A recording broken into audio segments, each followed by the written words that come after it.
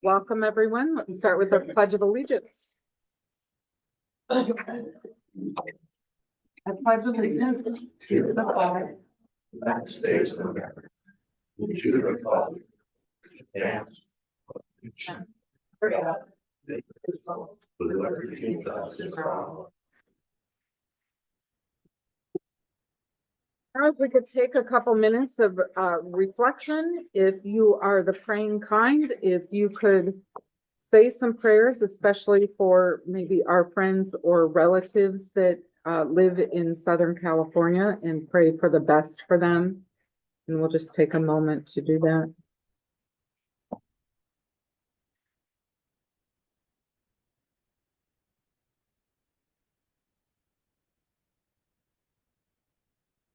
Okay, roll call. Supervisor Godey, Here? Clerk Faracco here. Treasurer Davis. Here. Trustee Meineke. Here. Trustee Greenwood. Here. Trustee McKay. Here. Trustee Hoskins. Here. 7 yes, 7 present, we have a quorum. Excellent. First, we've got a supervisor's report on the agenda, and there's just a few things I want to go over. One, I want to recognize that the special meeting we had earlier in or later in December, intention versus action. We judge others by their actions, ourselves by our intentions. The intention was very good, and we had a good reason to hold the special board meeting. But I did hear, and likely many of you heard from some citizens that felt that we were being secretive, maybe, and that wasn't appreciated, and that's not the, certainly wasn't the intent, nor would we want that to be the perception. So I will take responsibility for that, learn from it, and do better. The next thing in my report is I want to start recognizing citizens in our township who go above and beyond for others in our community. There should be a form out on the table. Not yet. Okay. We'll get a form as we get the website updated. We'll also put a form on there so that you can do that electronically.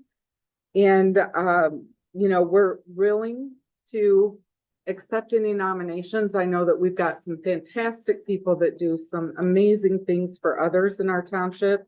And I think it would be fantastic if we would recognize those people. So starting next month, I think we'll do that. Think good that's idea. good? All right. Next is that I'm working with others. I've got a meeting with it's kind of an official meeting with the firefighters this Sunday to talk about an education day, and maybe we can work together. I think it's important to hold public education. There's some topics that I am passionate about. One of those that I'm very passionate about is human trafficking. January is Human Trafficking Awareness and Prevention Month, and there are some items out on the table about human trafficking. A lot of people really don't understand exactly what human trafficking is, and I've got a fantastic presentation. But in the meantime, there's some information out there. Please take it. Please be aware of human trafficking. I just want to mention real quick, I could talk about this for hours. I will not do that to you tonight, but a lot of people think that human trafficking is kidnapping or those white vans that have a very bad reputation, when not all white vans are bad.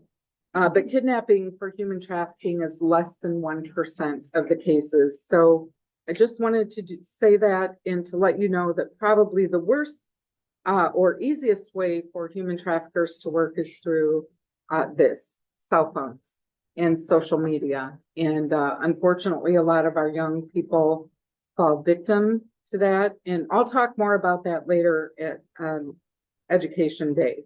But I'd like to hold that soon. I think doing these maybe in the late winter, early spring is a good time, and maybe we can work on the logistics to where we can hold this, but it would be a public education day with a lot of different topics. So more to come on that. And then that's it. I know that we're working on website updates. and hopefully that will happen soon. And I would like to work with all of you guys on the board, my peers and colleagues, on establishing mission, vision, and values. And maybe we can put together something, maybe over the next month, we can consider this and put it on the agenda for next month's meeting and plan a day for that. And that's all I have there. So next on the agenda is resolution 010925-01, which is the approval of the January 9th, 2025 consent agenda. So move. I'll support. All right, and Can any I- discussion? Oh, yes. I have an amendment to that. I would like to invest in the reserve funds with Michigan Cooperative Liquid Asset Security System, Michigan class.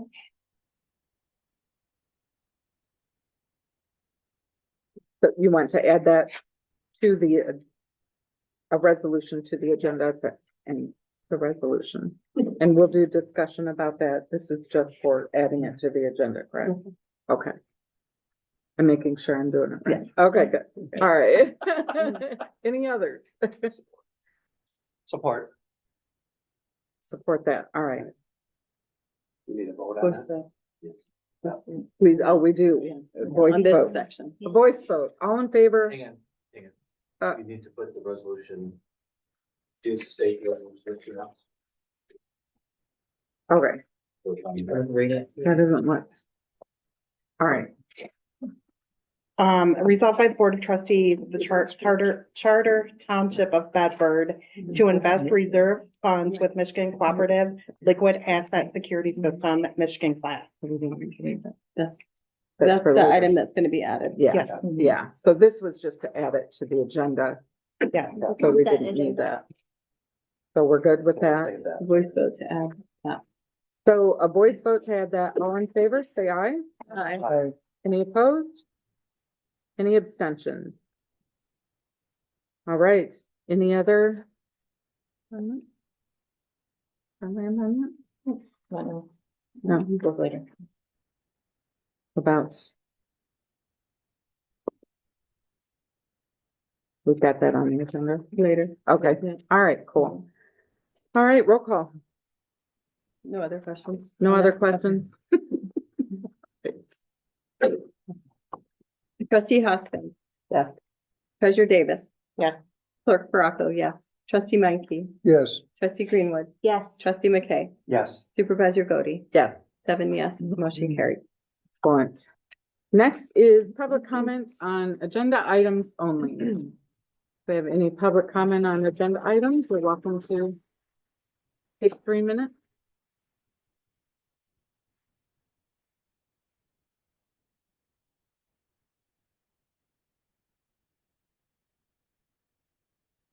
All right, next would be reports. Officer Lavelle.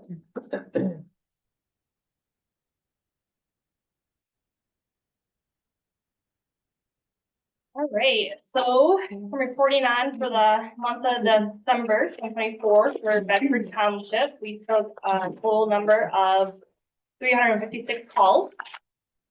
For the year from January 1st, 2024 to December 31st, 2024, we took 4,952 calls for service in Bedford Township. Wow. We took a break-in and entering incident near West Michigan Ave and Collier Road. The suspect had cut through a business chain link fence. The business actually left their doors unlocked. So the suspects entered. They stole air compressor, electric dirt bike, chainsaw tools, 2 ORVs. We are still looking for one of the ORVs, but we did recover one of them shortly after in Urbandale.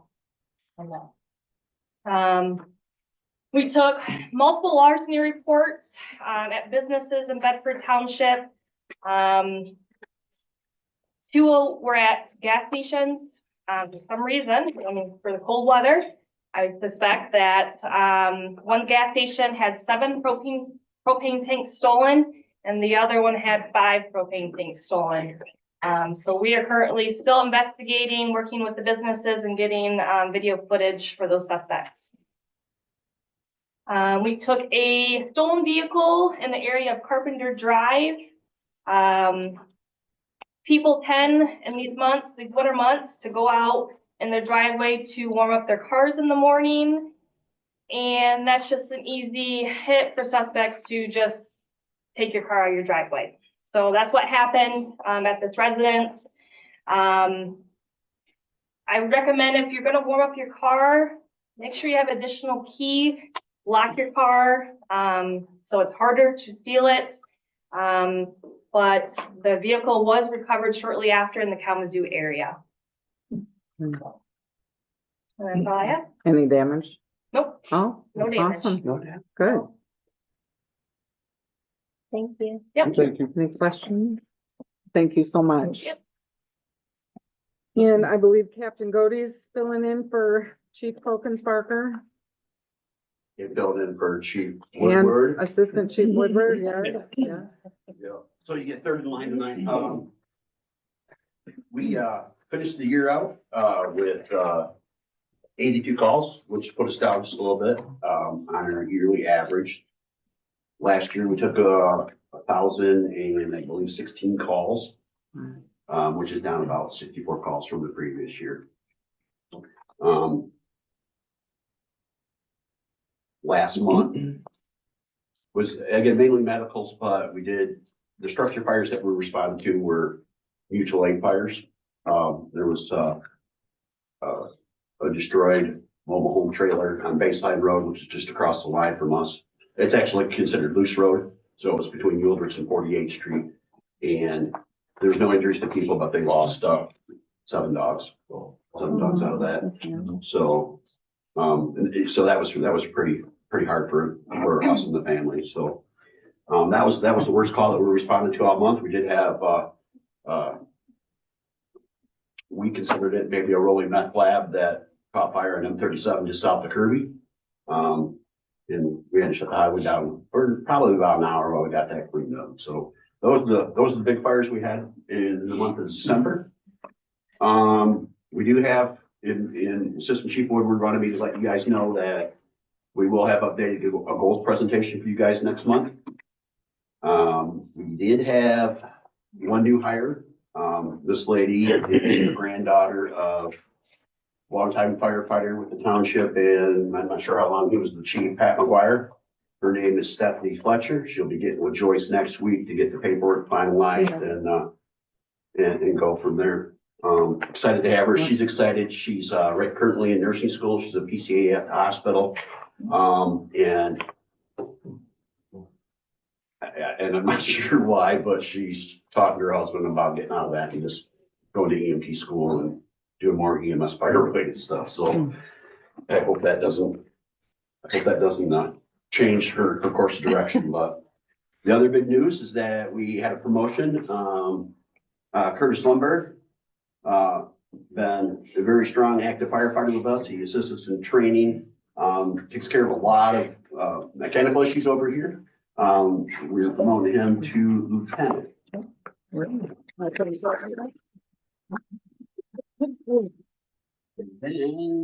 that now covers it. So there's only one Lundberg that will answer to Lieutenant Lundberg, correct? All right, tell your brothers.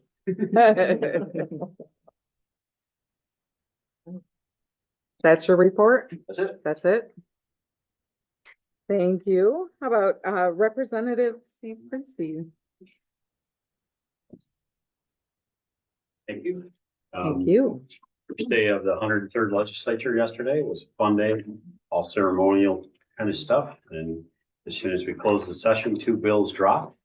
First one was to try to fix the tax credit for tips that was ignored in the lame duck session, which affects many, many businesses and employees in the state of Michigan. So especially the restaurant business. So we're going to try to address that. Looks like the Senate did the same thing in filing some bills, and as you can imagine, they're vastly different and far apart. But we'll pass something that looks a little bit more reasonable. I don't think we're all going to get what we want to do in a divided government, a Republican-controlled House and a Democrat-controlled Senate and a Democrat governor. So we all have to give a little bit, but if we can fix some of the issues now, we'll see what happens later. The other one would be in the paid sick time, which actually could be very detrimental to employees. And if you think of an organization that you may work for that already has sick time or paid time off, no thought about that, right? And what actually happens then is an organization offering those kind of things already is going to have to pull back of things and create things for paid time off. So our bill would exempt part-time employees. We still have to have discussions about how do you implement that in critical areas like EMS, healthcare, firefighters, police officers, where that could be a really negative impact on the community. So in the services delivered. So I think you'll see a lot of good discussion coming out of committee with that, and we'll try to push something out that makes sense for the citizens versus special interests. Currently, that was passed or has not been passed, and then Which our bill? the None have been the passed. sick path or sick pay. So what had happened was, Yeah, it's a long story, but essentially what happens is there was going to be a referendum. They did a sign and adopt or adopt and amend within the legislature. There was a ruling last year from the state Supreme Court that said you can't do that. They can, but they couldn't do it in the way they did it. So that, and then they kind of legislated from the bench and set new minimum wage standards and all of these other things. So we're trying to take back the responsibility of legislation back into the legislature and redo that and present something that'll get through both houses and through the government. excellent. Yeah. So there won't be a rush to that, except for for a lot of new legislation, except for those two. And the reason is those are going to impact business as soon as February 21st when they go into effect, especially the paid sick time. I don't think anybody's against paid sick time. It's the administration and the administrative burden and the negative consequences of these bills that people want to fix. And it's what people have told us. We want those addressed, especially the tax credit for the tips. So when President Trump takes office, is it next week? Next week, he has promised to no tax on tips. Yeah. So that would be a federal law, which would override state law. So that would probably affect federal income Okay. tax. Ours would specifically address Michigan. State.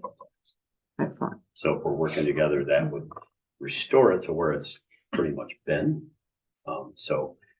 Or improve it even more with the addition of the federal. Okay. Yeah. So And the sick time, I'm sorry, Steve. The sick time for employers that have less than 10 employees are exempt from that. It seems like I read that at some point, but I don't know if that was. it's one of the changes that's in the draft for us to Okay. get into committee right away. We formed a select committee today, the 6 Republicans, 3 Democrats, that identify some of these really high priority things that have immediate impact. And how can we get them moving, get them through committee hearings? Because we don't want to be like lame duck, where we just, hey, this is what we're doing, rush it through, and we're not going to let anybody talk about it. We want people to have input from both sides. And I think that's a fair process when you're developing new laws and rules, and put it back to where it's something that makes a little bit more sense. Yeah. So that group will get to work right away and get those committee hearings going. Awesome. Yeah. There was also some controversy today that came up about sine die and bills not being transmitted. And sine die is the official end of the legislature's business for the year. where they don't reconvene typically. Some of the bills were not transmitted. They started transmitting bills from the former speaker, now former speaker's office, the day yesterday. And the problem is they didn't get at least 9 or more. I think there might even be more bills transmitted to the governor's office before the new speaker took over. So as soon as the speaker was sworn in and voted in, that process has to stop. So there's at least 9 bills that never made it to the governor's desk out of lame duck, which I think can be really good news. Yeah, I do too. Unfortunately, some of them did, but we'll take a look at that process and put a halt on any more transmittals, and we'll see what the legal side says about sine die, and new speaker, end of one speaker, new speaker. How does that impact, and whose responsibility is it now? And if we don't want to transmit those bills, do we have to, or don't we? So it just shows you what happens in lame duck when you're in a rush to do silly things, and especially for special interest, and what happens. So we're trying to slow things down, but yet recognize the ones that are the most important to get done for the citizens. Sure. That way. Any other questions for me? I don't have committee assignments yet. We've submitted for those. I've submitted for both appropriations and policy. I told them, put me where you think I would be best. And hopefully I get both, although I don't think that's their intention. But transportation, education, healthcare, and finance are some of the areas that I submitted for. We probably won't know until the end of the month or early February. But and the other thing I would say is I really intend to bring area supervisors of the district, mayors, and other elected or appointed officials that can help us identify issues within local government that we could help address at the state level. So look for those notices coming out of, I'd like to host people in Lansing once a year to say, hey, come on up and, at least come up here and we can get together. But I'd like to do those in the district and have them 2-3 times a year to say what's going on at your level, so we stay connected and stay in partnership with trying to solve problems for citizens, not go. That would be great. All right. Thank you. Shannon, did you, or Trustee Hoskins? Yes. Will there be a delay potentially on that paid sick time implementation if you guys are working on it? I would proceed that there's not, right? Because even if we pass something, the Senate, like I said, the Senate version is completely different. So we'll have to get together to resolve that. And then the governor's going to have to commit to signing it. So while our intention is to try to limit the damage and prevent the damage, they wouldn't even talk about it in the next session. So we said, we'll come talk with you about other bills if you will put these 2 on the table and let's talk about what's best, and they would do it. So. Trustee Hoskins has a question. Yes, is that the employee bill, is that one, like an hour and a half per 40 that they work with a cap, yearly cap hourly? Yeah, For that? Yeah. the sick time. Yeah, And we're talking about, less administrative burden, upping the number of employees before you're eligible for like 50, excluding, these critical jobs of, and again, we don't want to eliminate sick time. We think that's probably a good thing for employers, but when they can't afford it and they can't administrate it without fear of being out of line and going to be fined, and sued, then that's not a good place to be for our employers. And ultimately that impacts the employees, right? Right. If you have to spend more money administrating a new rule, that's less money you can put towards your employees eventually. Okay. We'll see what happens, but I think, again, we'll pass a good bill and then it's going to be up to, and put it onto the Senate. And I think it's going to be up to the employees and the business side folks and other government officials to call their senators and go listen, and other senators to say, this is a good bill. This is all we're gonna get, right, for now. Let's move ahead with it. All right, thank you. Thank you. And Commissioner Strobridge?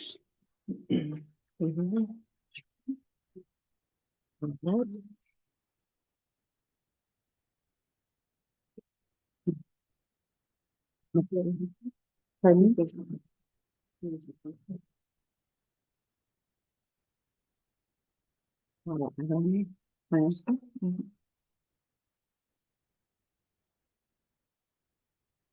The other, there, anyone else legislatively that would like to speak? Oh, please.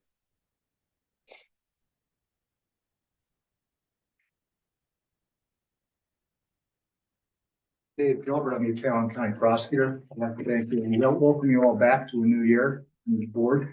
Updates from the Prosecutor's Office. Crime rates for 2024 were about the same as they were for 2023. One good thing about Calhoun County in 2024 was our homicide rate was actually down. Usually we have 15 to 17 homicides. Last year we had 6. The bad thing about that is 5 of those were domestic violence homicides. Most of our homicides are typically gang related or in that realm, not domestic. That was an issue for last year. And, one good thing though is I think every one of our cases except one, we have over 90% solving rate for homicides in Calhoun County. Right now is most of that's up to the Battle Creek Police Department, who've done an excellent job. I think we have one open homicide case where they know who the suspect is, they just haven't gotten yet. Good news. For the prosecutor's office, we're receiving a grant from the state of Michigan. Bad news is why we're receiving it. The state legislature put aside $17 million for 15 counties who have the most violent crime rate per capita in the state. Calhoun County is number 2 in Wayne County. Now, with that money, they're allowing us to get extra attorneys and funding for other things in the community to help fight violent crime. And we'll go with that. I mean, we've been understaffed, undersupplied by financing for years. $420,000 for those fundraisers. No. That's all I got for you. You got anything for me? Thank you. Anyone? Thank you. Good seeing you. It's good to see you. Thank you for coming.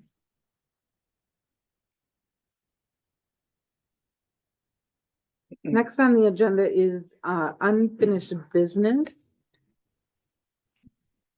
I do have a couple things that came from a citizen that wanted to get an update on the revised website. I'm not sure if there's any updates on that. That is anticipated to go live within the month. That's exciting. It is. Good. Should do that. Excellent. There's some tweaks they're doing. I'm changing names and email addresses, and then it will go live. Awesome. The next one on here was the capital improvement plan. Superintendent Beamish, I think you had mentioned something about that. That'll be presented to the board at the February meeting, along with the fire needs assessment. I don't remember what year the fire needs assessment was launched, but it's been a long time. Okay, The capital improvement plan, that's ready.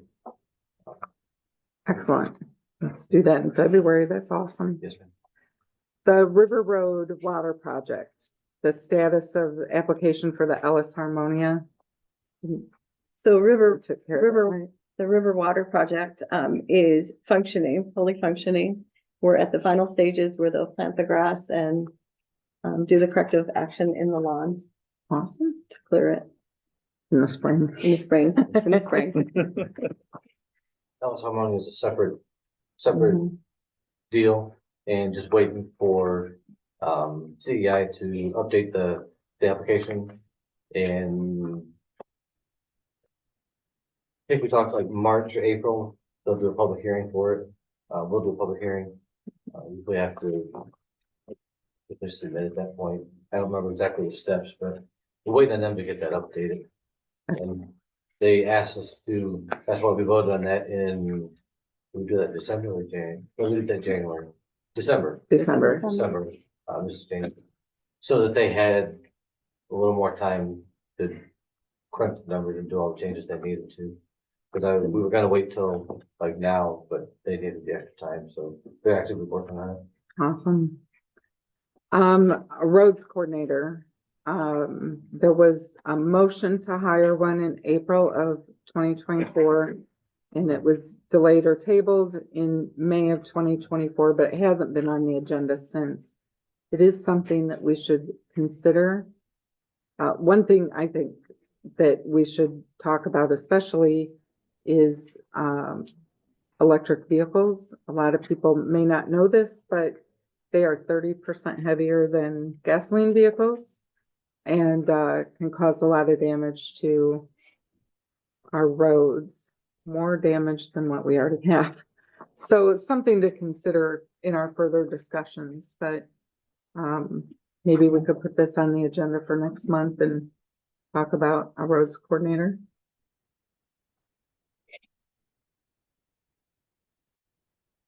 And I think that's it for unfinished business. Next is we have petitions and news business. Resolution 010925-02, resolved by the Board of Trustees of the Charter Township of Bedford to provide for alternate starting dates for the March 2025 Board of Review.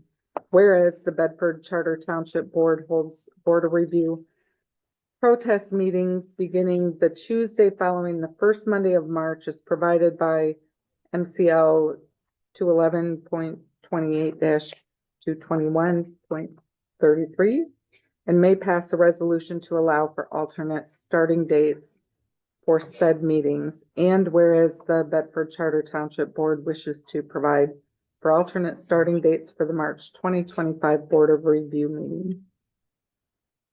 So move. Support. Discussion. Well, I have a little discussion because I looked up some laws regarding that. For the Board of Review, it does say in Public Act 206 of 1893. So just before Joyce was born. Nice. It does say, the Board of Review shall meet on the second Monday in March.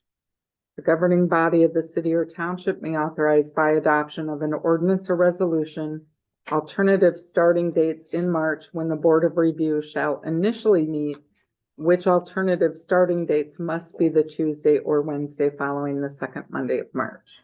So that is pretty specific on the dates for the Board of Review. And I don't think there's really an option to change that. So reading this resolution, it's kind of a generic for an alternate starting date. And the law doesn't allow that generic alternate starting date.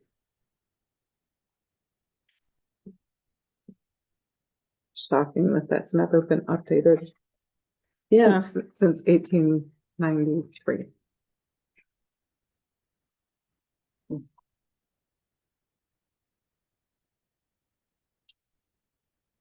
So if it's not an option, Well, it states here it's, according to the MCL, it's the Tuesday following the first Monday. That's what you're referencing, correct? I am, but You're saying the this resolution is not clear. It's not, it's too vague. It's too vague, Okay, I see what I you're saying. think.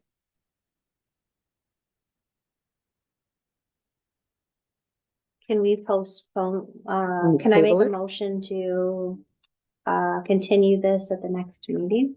Perfect, table it. Any second? I'll second. And we should do a roll call. Who was the second? Hoskins? Yes.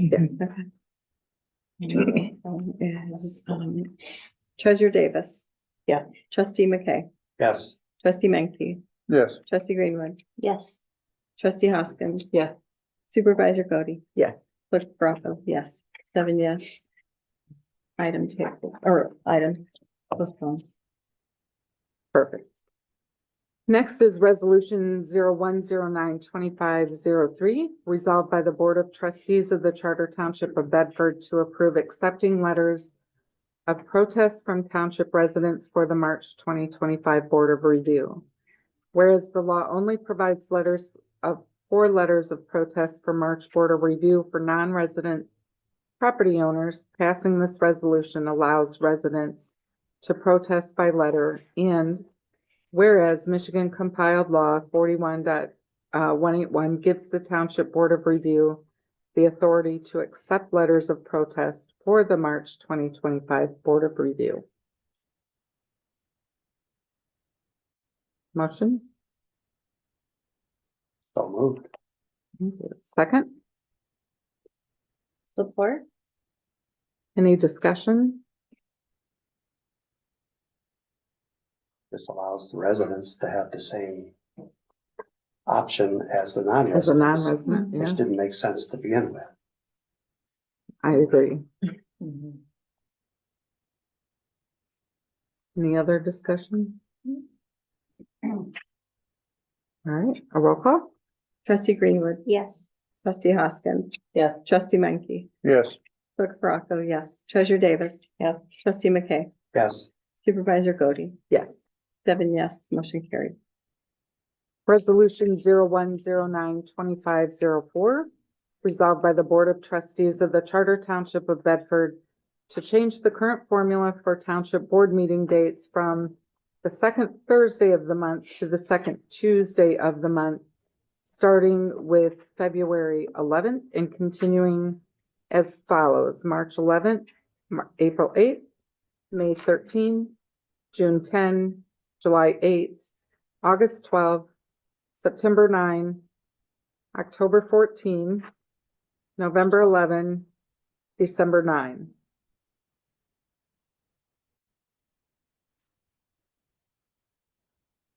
Support. I mean, Who moved Okay, it? I'll move it. all right, thank Whatever. you. All right, Support was who? Davis. Davis, okay. yes. So discussion, I don't think it would be wise to have a meeting on November 11th. That's Veterans Day. I think we should give that day to them, to the veterans. And So do you want to make a friendly amendment to that? I would to November 13th.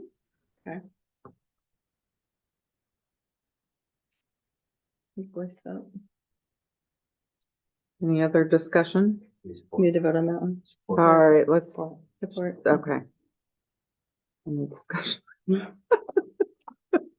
To a voice vote.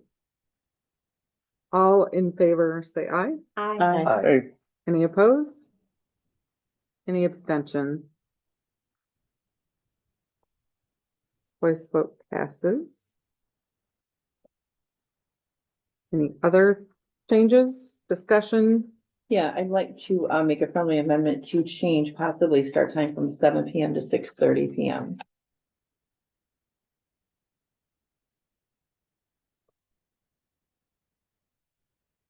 Anyone? Motion? support. All right.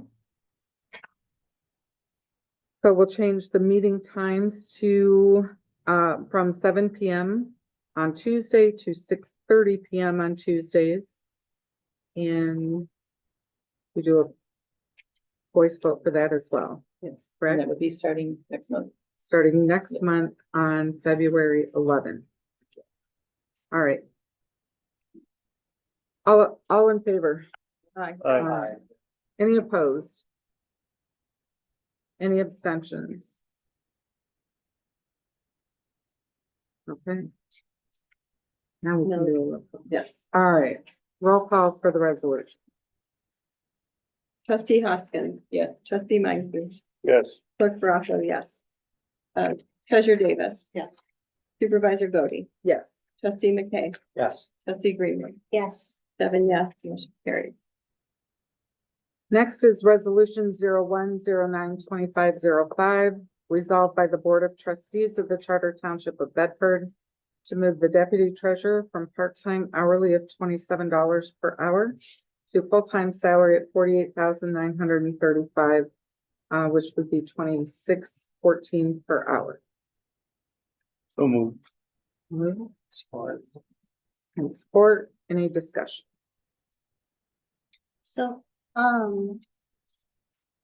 Treasurer Davis, can you give us a little bit of insight on why we need to move the deputy to full-time?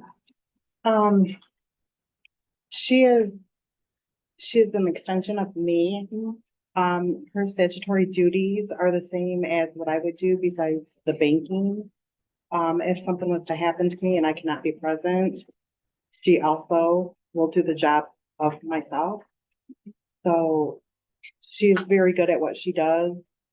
When I first started, I did not know what I know now, and I know I need her. And she fills in where I'm not strong yet. Okay, thank you. So you feel there's justification. There is, full-time. yeah.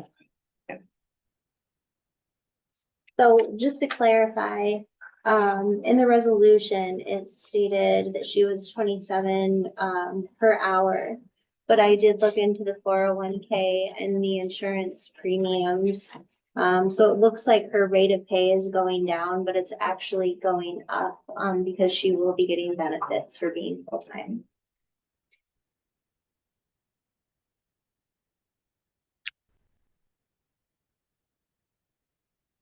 Any other discussion? No. Questions? Okay, roll call. Trustee Menke, Yes. Clerk Baraco, yes. Treasurer Davis. Yeah. Trustee McKay, Yes. Supervisor Godey, Yes. Trustee Greenwood, Yes. Trustee Hoskins, Yes. 7 yes, motion carried. Next is resolution 0109-2506. Resolved by the Board of Trustees of the Charter Township of Bedford to make the following budget adjustment. Increase 101-253.000 to 702.001. From 48,930 to 48,935. Increase 101-253.000 to 716.000 from $8,000 to $12,000. And then increase 101-253.000 to 722.000 from $7,000 to $12,400. So moved. Move, any support? Support, discussion. Go ahead. I just asked her, what's this for? That was mine.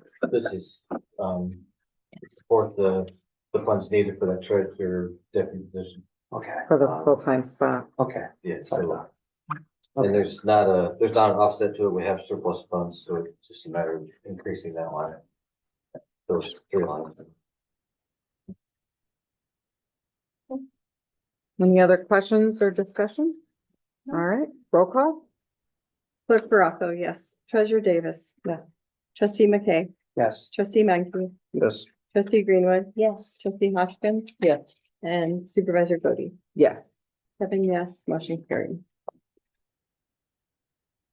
Resolution 0109-2507, resolved by the Board of Trustees of the Charter Township of Bedford to adopt the new zoning ordinance as read in and amended at the 12/12/24 board meeting. So move. Support. Move and support. How about discussion? I believe McKenna is here and Chairman Stive as well to do a presentation. Thank you. I'll be brief. We've talked about all the a million times, but there definitely are a few things that I just want to touch on one more time so that the board is fully aware of maybe some of the bigger changes that are in the zoning ordinance before we clear this last little hurdle here.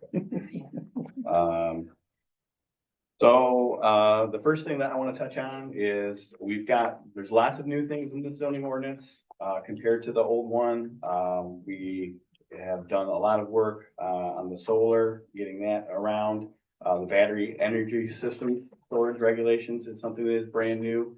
While that is not something we anticipate in the current solar application that we're going to be starting to process this month, that is something that is trending and could be for other applications in the future. So we elected to go ahead and put that in there, now, and try and, proactively get out in front of those things. All of the renewable energy stuff, mineral extraction and the wind all now have provisions in them that give essentially a waiver for the planning commission to have a little bit of leniency in the ordinance itself, due to the fact that, it's always changing. What we have in here for battery energy storage will probably change in 6 months. And that just gives us a little bit of leeway, so we don't have to constantly come back and amend the zoning ordinance again and again and again. It does not mean that we can just do whatever we want and say that the zoning ordinance doesn't apply. But you'll notice that in no fewer than, I think, 9 to maybe as many as 11 different places in here. That is vastly different than the zoning ordinance we have now. That doesn't exist anywhere. So in essence, it's kind of placing the workload where it belongs. And the board can have full faith in the planning commission that, will, exercise that appropriately and, give it to you guys for the final approval as is how this works. So that was just something I want to touch on real quick. The other thing that I think is probably, the biggest change, I guess, of something that is new is going to be the accessory dwelling units. And basically, it's 3 pages of stuff here. I'm just going to summarize it for you guys. It is basically allowing in our AOS district, which is basically the old agricultural district, you to have the ability to put up a accessory dwelling unit where you can have someone live there, ideally family, but could be anyone. There is a long list of requirements on here that you have to meet. 600 square feet minimum. You have to apply with all, setbacks in your zoning district that apply there. And then, the biggest thing is that, you can only have these where you have a primary residence, and the owner of the primary residence either has to occupy the original primary residence or the accessory dwelling unit. So just to give an example, mom and dad have a nice big house. They'd like the family to, kids and grandkids to come closer. Maybe the kids and grandkids take the house and mom and dad go into the new little 600 square foot, bungalow, if you want to call it that, I guess. That was something that we had kicked around and discussed quite a bit, and is kind of a proactive solution to the housing shortage, if you will, right? And the inability for a lot of first-time buyers to even be able to afford a house. So you're kind of taking advantage of mom and dad's equity that they have in their home. But something that we thought was maybe time to put into the new zoning ordinance and at least give that option in Bedford. That's not been the case traditionally ever here. So that is something that is brand new. Again, it's only in the one district right now. You do have, again, an application, a lot of things that you have to do to, it's not like you can just, put it wherever you want on your property and that kind of thing. But it's just something that I think the planning commission is pretty proud that we put that in there. Again, our attempt to try and, give people flexibility and options with their property that they own, as far as that goes.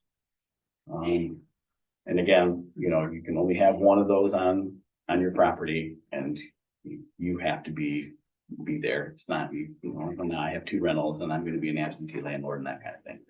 So there's some pretty strict regulations there as far as that goes, in my opinion anyway. The other thing that I just want to touch base again on real quickly is going to be the marijuana. With the adoption of this new zoning ordinance, the outdoor grow facilities are no longer going to be allowed. So it'll be indoor, and then, our dispensaries and, retail stores and stuff. That does not mean that the current outdoor grows that we have go away. They just become a non-conforming use. And they are going to be regulated with, the ordinance that we have in place right now.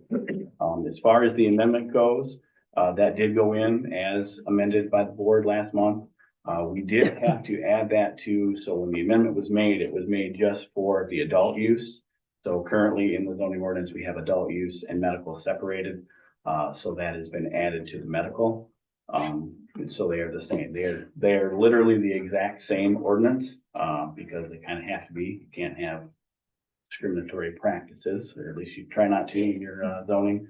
And then we did add a section in section 1, just as far as the enforcement, specifically stating that the current outdoor grows that are going to be non-conforming will be regulated by the ordinance that is in effect, even though technically it won't be anymore. So that was just general housekeeping there as far as that goes, but that did go in as amended by the board last month. And then another thing I guess that is brand new is we kind of have some rules and regulations for outdoor events and venues now. It is going to be a special land use, so they'll have to go through the planning commission and meet certain criteria. That is something that is also brand new. It is not overly restrictive in the sense, but if somebody wants to, have a wedding venue or something like that, we thought maybe it would be a wise decision to kind of put some parameters in place. Or if you want to have, a concert, who knows what could come to Bedford, right? We don't know. So that's new in there. Well, you should meet my neighbors then. We'll see if they're compliant. Yeah. I touched on the waivers in the green energy and whatnot. The mineral extraction got a complete, basically rewrite. I don't necessarily think that that's something that is on the horizon in Bedford, but you never know with, state regulations and stuff like that. But that looks very similar to the solar. A lot of, setback requirements, screening requirements, noise requirements, and so on and so forth. So very, very thorough there. The other thing that we probably changed quite a bit on was our off-street parking. That was very not thorough and kind of difficult to interpret if you're a resident. We now have 2 pages with a table that are very specific about what you need as far as requirements. And that is kind of something that is regulated more in the zoning administrator's office unless it's a special land use type of thing. And then also we did some improvements to the signs that we allow within the township. Made that a little bit more clear. Gave Cody a much more friendly document for his enforcement as far as that goes. And we did change, I think, the square footage limitations and requirements just a little bit, but you won't see any huge big billboard signs as far as that goes. And then I guess the other thing that we did was in section 13, our processes and procedures section. I think that's probably the other thing the planning commission spent a lot of time on. We are going to take back, or I guess start doing the site plan review on special land use. The building official will no longer have to do that. I'm sure Mark's pretty excited about that. I'm not so sure if the planning commission's excited about that, but that's a change. And just really did a much more thorough dive on what the process is and what the township requires when you come to us for a special land use or even a permit for anything. Who you go to, what you're going to need, what the building official is going to need, what the zoning administrator is going to need, and that kind of thing. And again, all of this done with the expectation that this document is a lot easier to understand for the residents. Well, that's kind of all I have on that.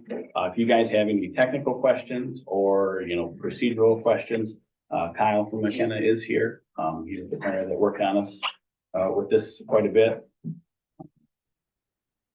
He is also excited to see this get over that last. Yeah, job well done. It's obvious a lot of work went into this. So for you, Trustee Greenwood, for being the board liaison on the planning commission, for you. Total team member. Awesome. All 7 commissioners, the attorney, the planner, a lot went into going back and forth and trying to flush this stuff out.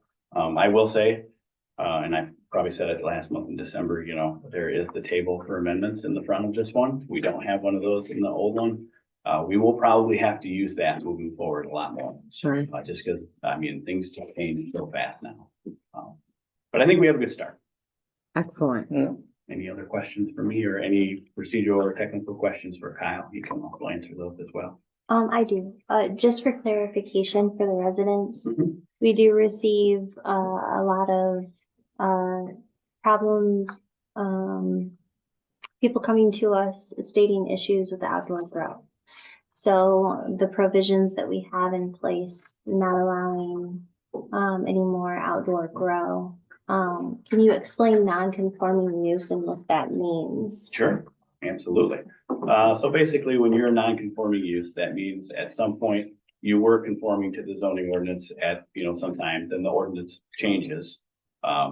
We can't come in and tell you to stop what you're doing because you had approval before. So you just become, a legal non-conforming use, meaning that you're allowed to continue operating as you are under your current, set of standards. You cannot expand a legal non-conforming use ever, so it's not like they'd be able to come back and ask us to expand on anything, and that's true of any legal non-conforming use. We're using the marijuana as an example, but, and that's a rule. So what's there is there. Correct. It won't grow. Yeah. Okay. The more it won't expand. It won't grow. And that was the reasoning behind the amended language last month, to give them the opportunity until March 2nd to, if they want the opportunity to expand their footprint in any way, they have until that drop dead date. Okay. Thank you. And I guess I would just touch on, I think of something I meant to say. So another big change in the marijuana is that the planning commission now has the ability to do an annual review of that. And attach reasonable conditions to a special land use that's already been approved. So if we start getting a bunch of complaints or, they're out of compliance or something like that, the planning commission can take the first step in amending that special land use by attaching reasonable conditions there. Again, trying to place the work where it goes, not necessarily, who's going to take care of this, who's not, that would be the first step in the process of doing that. So that is also new as well. Thank you so much. Yeah, sure. Well done. Thank you. Well done. Did you have anything you wanted to add to that? Thank you, Madam Supervisor. My name is Kyle Mucha. I'm with McKenna, for those of you who don't know me. We have worked extensively with Chair Stave and Trustee Greenwood on this plan. I believe Chair Stave summarized it very well. I don't have really anything to add. The only item I would say for your non-conforming uses for the outdoor grows, for those, as Trustee Greenwood has stated, are concerns. They would have to be in compliance with your current regulations as it was approved. So if they become out of compliance with those current regulations, so maybe an idea for your administrator to just maintain those current regulations on file, so he's aware of that. They would have to comply with what was approved at that time. So moving forward, as Chair Stave said, they would not be able to expand or exceed what they were approved for. Other than that, no, it's been a pleasure working with the Planning Commission on this process. We're hoping that this does aid your residents and citizens and business owners and stakeholders in further investment within the community as well. So this time, any other questions? I'll be right on the go. I have a question. If somebody does do an outdoor grow without permission, okay, how do we police that? Who has the authority to go in and shut that down, basically? That would be through your zoning administrator Okay. and your enforcement action. Okay. Since that would not be a permitted use anymore and be in violation of your zoning ordinance. And I think state law allows 10 plants, right? There's a difference between a grow facility and a home. Yeah, okay. Personal versus commercial. Not We're asking for talking myself. about state regulated facilities. Yeah. Yeah, Thank you for all of your hard work. yeah, today. thank you so much. Any other discussion about this resolution? 0109-2507. Roll call? Trustee McKay, Yes. trustee Greenwood, Yes. supervisor Godey, Yes. clerk Baraco, yes. Trustee Hoskins, Yes. or treasurer Davis. Yes. Trustee Menke, Yes. 7 yes, motion carried. Excellent. Next on the agenda is resolution 0109-2508, resolved by the Board of Trustees of the Charter Township of Bedford to set the rental rate for Skeets German Park at $75 per rental. Sorry. Their motion So Support. and support, so discussion. I have questions. All right, What's the current rental rate? great question. There is not, a No rental rental, right? And the $75 is for what? It is, Day, half day? it's for the pavilion and we rent it out once a Okay. day. So it would be a or For a whole day? for the whole day. Okay. Have we fixed the pavilion? It leaks? I'm not aware of any fixing Yeah. of the pavilion. Never significant. I didn't know it was It leaking leaks. either. Fall festival, I believe, was an indicator. Really? I must have It's been just, sitting there's at like the right two little place. leaks in it. Well, I'm just worried about the facilities Sure. at that park and jumping to $75 from nothing. I think that's quite a leap. And are we going to require a security deposit or damage or anything? So, If I can wait, we could do a security deposit. Well, I don't foresee that we would need to do that now. That 75 will pretty much cover our expense on that because our maintenance guys do tend to that over the weekend. They'll dump garbage, move tables, wash tables, make sure it's ready. Because oftentimes clean the bathrooms. the clerk's office has that rented Friday, Saturday and Sunday. So our guys have to work on the weekend to make sure it's good for the next renter. A lot of times right now, but maybe not a lot of times, Joyce could speak to this more intelligently, but oftentimes it's rented to non-residents. So then essentially the 9,000 residents we have are paying our staff to clean it for somebody that's not a resident. So then that does make the 75 more fair because then we're kind of getting, I hesitate to say revenue neutral, but we have expenses there with toilet paper, garbage bags, wages. I know. 75 is not a huge, I mean, it is from nothing to 75, but we have been shouldering real costs with that for how long we've been writing it. Do we consider a different rate for residents versus non-residents? We could, I mean, I'm just, yeah, this Throwing is it just out. right. So right now we charge $20, refundable deposit, and that's a key deposit. So it gets them to bring the keys back. Yeah, What's the keys for? Just the gate? the or bathroom something? and the gate. Gates. So they can drive their car down, unload and drive their car out. So just a question, prior to this, if we only, excuse me, did the $20, who, did it come out of funding from here to pay our maintenance to go down and do the cleaning and everything, or where did that come from? Paying them. Out of building, Out of the building fund? Mhm.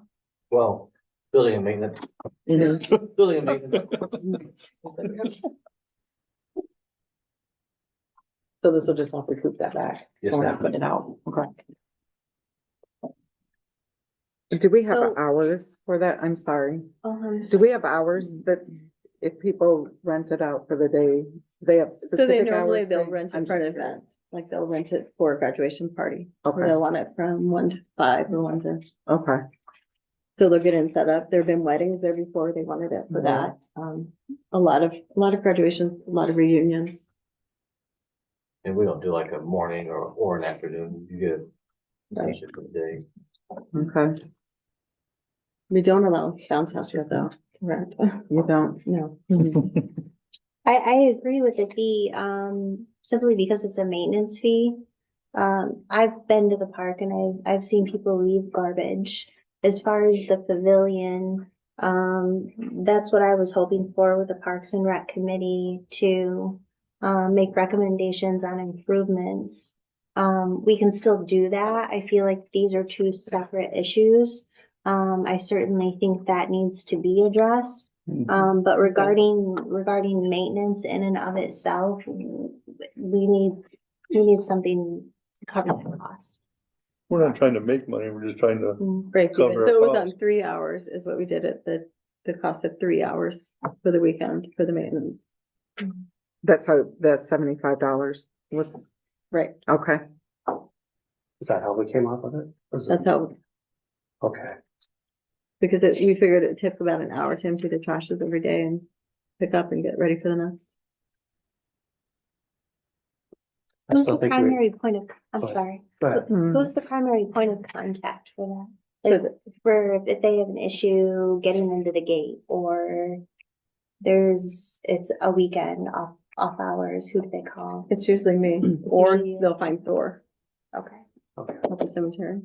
I do agree with Mr. McKay about resident and non-resident. I think that's a big, I mean, we Thing don't have to to give them. consider that now, but I really Mhm. think we ought to have a different rate for a non-resident Okay. compared to a resident. I realize our costs are somewhat fixed here, but I don't want to really subsidize any non-resident use. right. Mhm. I don't know what that rate would be for a non-resident, but say $100, I don't know, but I want to make sure our residents get the lowest cost possible. That's fair. Yeah, can we table that and have a discussion later on it or? So, we can. My thought is we start renting the park, we start taking reservations for the park January 1st. So what would be the recommendation? Like this has been something that has been, brought up before, but once you start booking the park, you can't change the rules No. after that. So, Well, we could always add the non-resident Fees maybe to Discount a on the later, next- Yes. later February, session, February meeting. Yeah, Or just And if amend the they- motion to say 75 per residential rental. And then add that in February. We could do it that way. you have non-resident reservations already, right now I have a resident reservation. just resident, Just Okay. resident. okay. And I told her that it was going before the board and, I wasn't sure the outcome of what would happen, so I would let her know and then she could decide. the outcome. So I'll make a friendly amendment to, so it is worded rental rate for Steve Skierman Park at 75 per rental for residentials. For residents. Add for resident.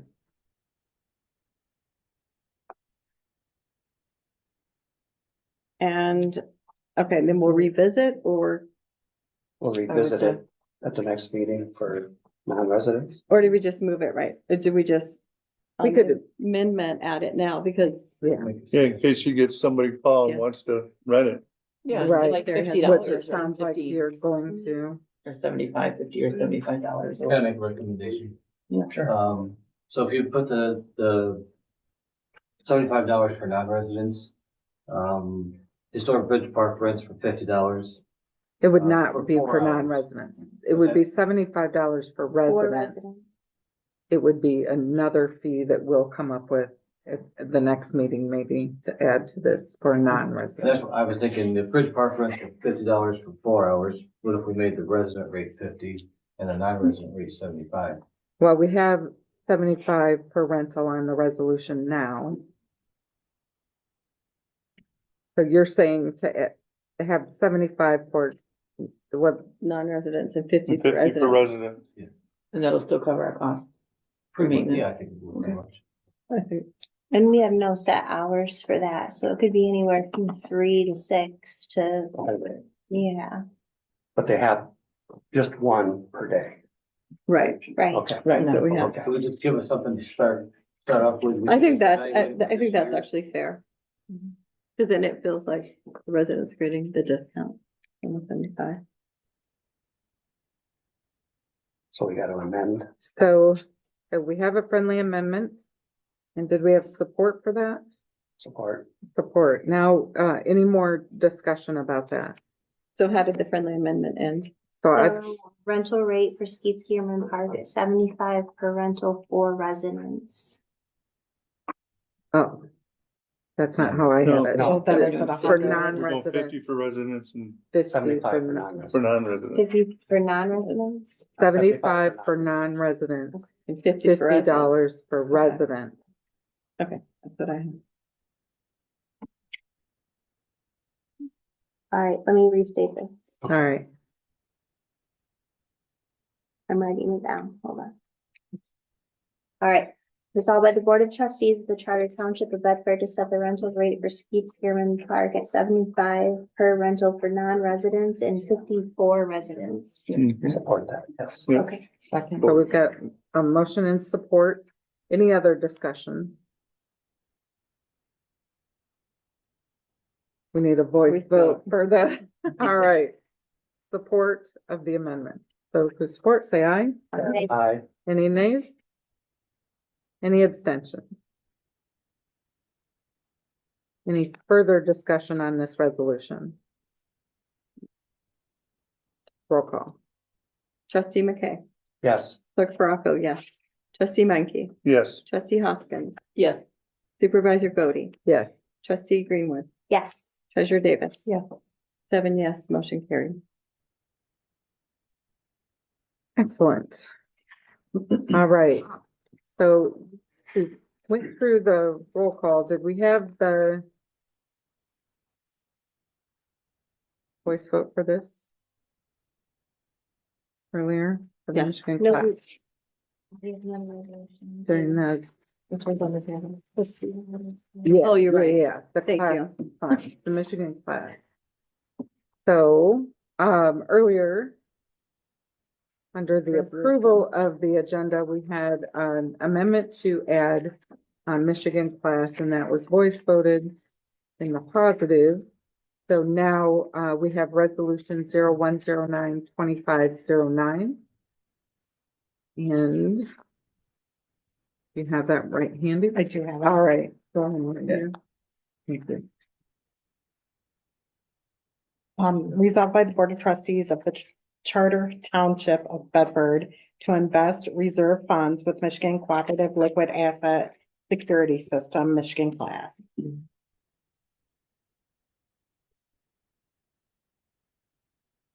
Take a motion for that? Support. No, motion. Motion, any second. Okay, all right. Discussion. Wanna talk about it a little bit? I Tell us can. about it. It is a government. Try to think. Yeah. All right, It's all right. sorry. It is a company that most governments use. There is 900 municipalities that are in this group, the Michigan class. And what they do is where you would have a CD where you're only collecting maybe 3% interest on maybe a year that, or 2 or 3, however many years you have a CD fund in there. You only collect the 3% interest. You cannot collect it until the end of the term of the CD.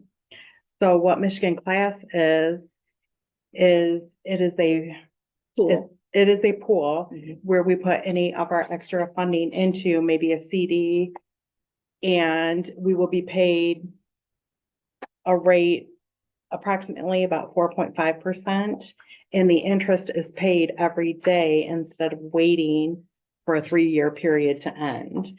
You will have access to this every day. Every day, the interest rate is added into the account. And again, you will have access to it. So if you need it, if we need to move it from here, we need to move it from there, I will be able to do that. Without a transaction fee. Yes, Correct. No yeah, penalty. no penalties. No penalties. I looked some stuff up online. Many townships and even cities do this with Michigan class.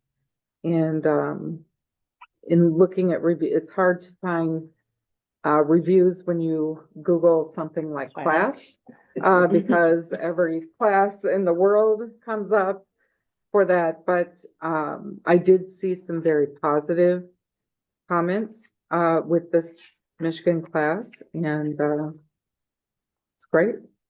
And I do believe Calhoun County is also part of this. Yes.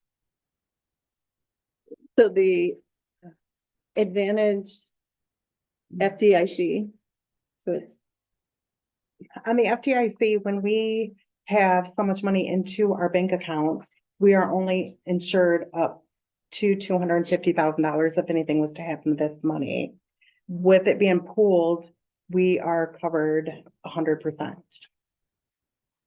And it was established in what, It nineteen was ninety-one? established in, 91? I believe it was 1988. 88? Yes, I believe so. I could be wrong on that. And there is protection where there's no penalty for a withdrawal as well. Yeah. Transactions, yeah. Is there a contract we have to sign with them? I've only talked to the financial advisor one time and he was explaining everything to me. There is other questions that will have to be asked at some point. I wasn't going any further until we had spoke to the board and brought it in front of the board.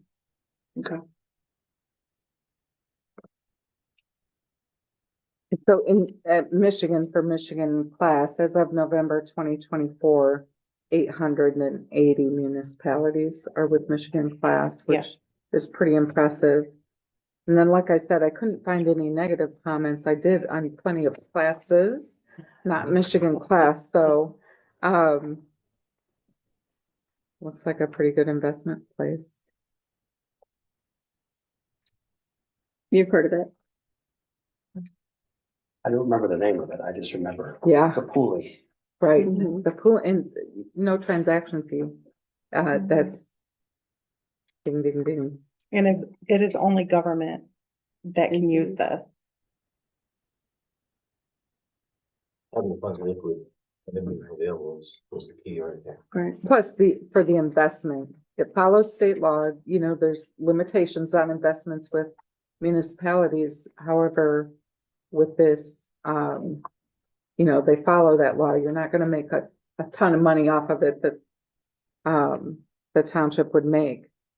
However, it's more than what you're gonna make sitting in a CD. Yes.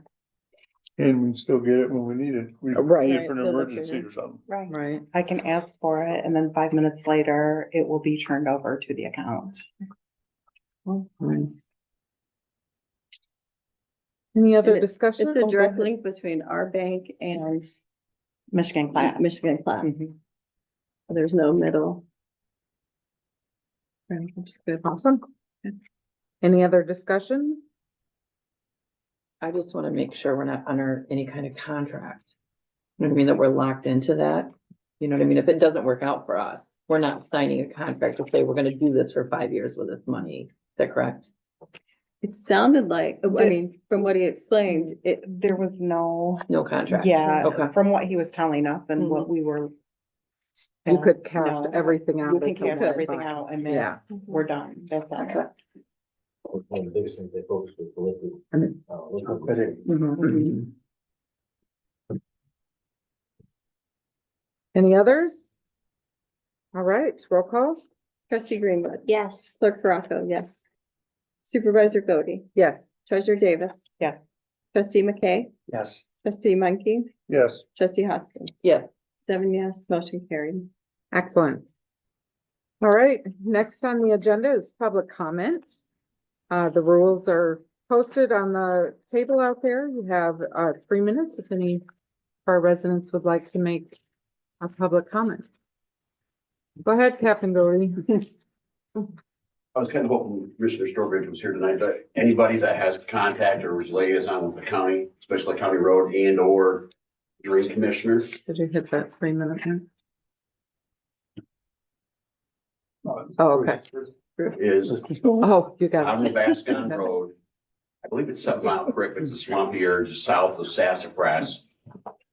There's a large pole building just to the west shoulder of the fog line. It's like 2 inches from the fog line. It's probably getting to be about that big now. 2 years ago, there was one on the east side of the road. They fixed that. So I don't know if the culvert is failing or it's just washed out. If a car goes off there, they'll end up wrecking into the swamp. So the culvert on Wabascon Road, to south of Sassafras, west side of the road, there's a big or a large hole forming. So whoever's responsible to get to Oklahoma County, though, get that looked at. Sassafras. Know anybody, Cody? Yeah, I've been using the app. They have much better success than when I would just call and bug them about those things. Awesome. Cause I'll just every day send them the same exact pictures, and then it happened with the huge pothole on the bridge right next to Ski Scareman. I called probably 15 times about that one, and then I maybe submitted it to the app twice, and then it was fixed. Awesome. So, Yeah, this is to a point, it's, if you go 2 inches off that fog line or off the shoulder of the road, it's gonna cause a wreck. And again, and some of it's frozen now, but springtime, it will be a swampy mess. They've heard some good injuries. What's that? kind of. West side of the road. All right. Is that it? All right. Anyone else? Go ahead. So I'll just piggyback off of Mr. Volunteer Firefighter over there, and as far as who to call, and you brought up earlier the road coordinator. We did talk about that whole deal a year ago.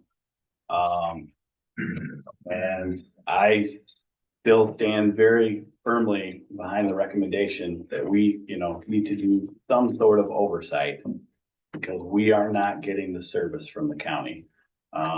We've sat down with them many times, and you get zero results, in my experience with that. We are still waiting on potholes to be filled from this spring. I've got all kinds of them documented. If anybody ever cares to see, they started off at this and now they're this. I've traveled extensively in the township, and both here and Penfield Township the last 2 weeks for work. And it's an ongoing issue in both places.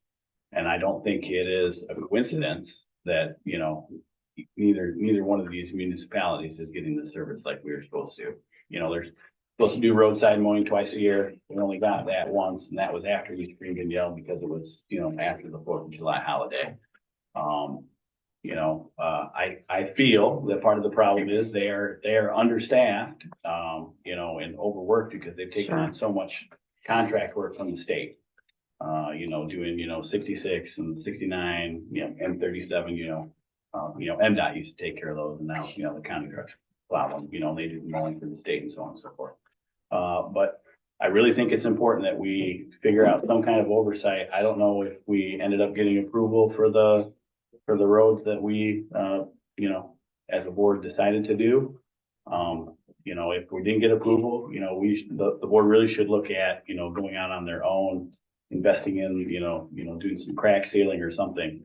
Cause this pothole season is gonna be bad. We had a ton of moisture and a ton of water before we had freeze up, and we've had a good freeze up now.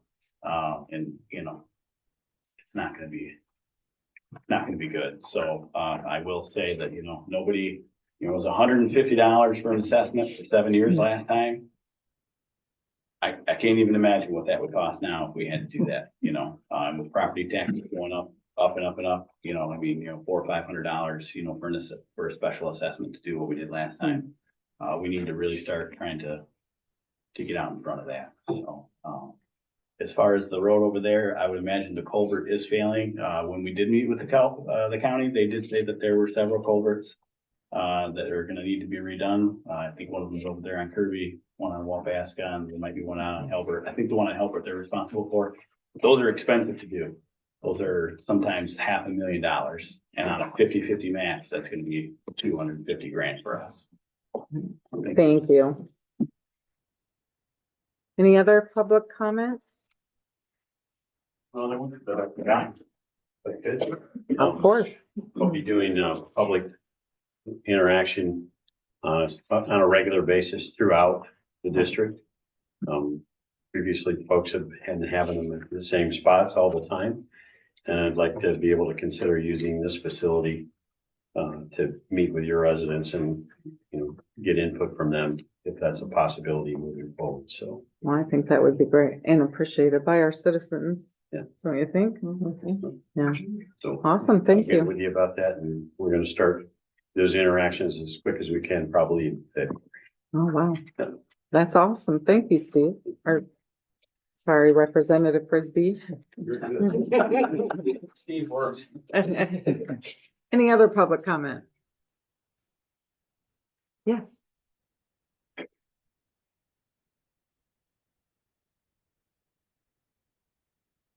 evening. My name is Autumn Smith. I'm from Battle Creek, and I just wanted to kind of introduce myself. I was recently elected chair of the Calhoun County Tea Party Patriots. We meet the fourth Thursday of the month.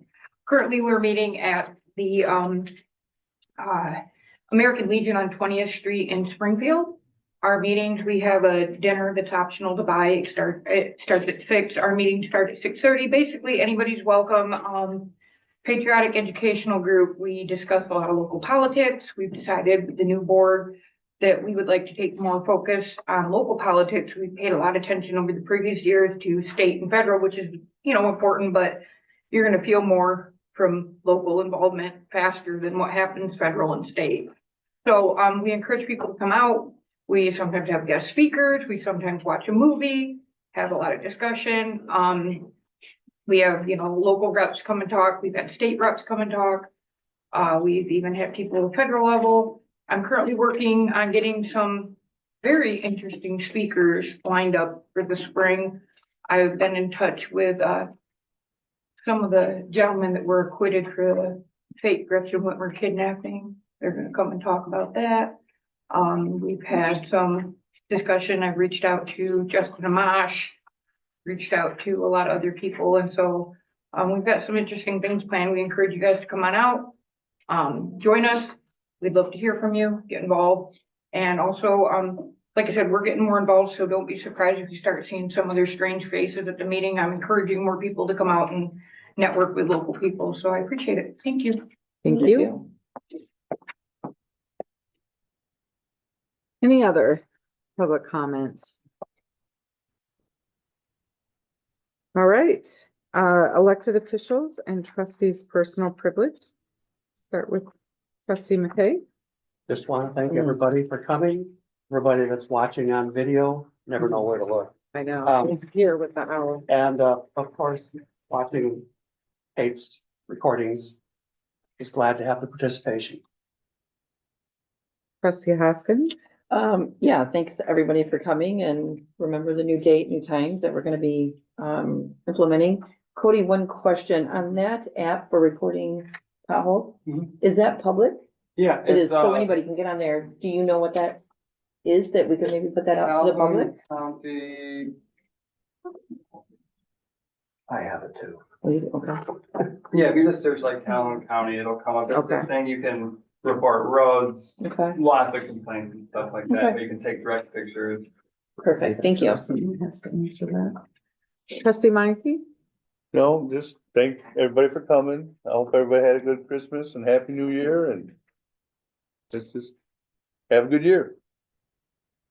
Trustee Greenwood. I look forward to discussing more about the roads coordinator. I think it's long overdue. I also want to thank Chairman Sty, Kyle Mucha, and the entire planning commission. It's been 2 to 3 years of work.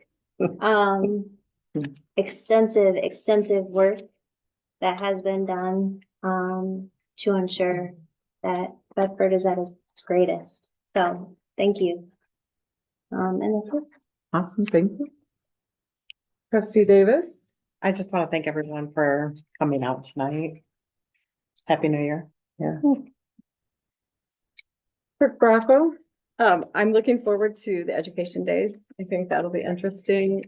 Cody, I think the website has the report about a pothole on it as well. In one of the drop downs, there's a report about. Oh, and ours, yeah. I believe Mhm. so. And this is the Calhoun County Road 311 app.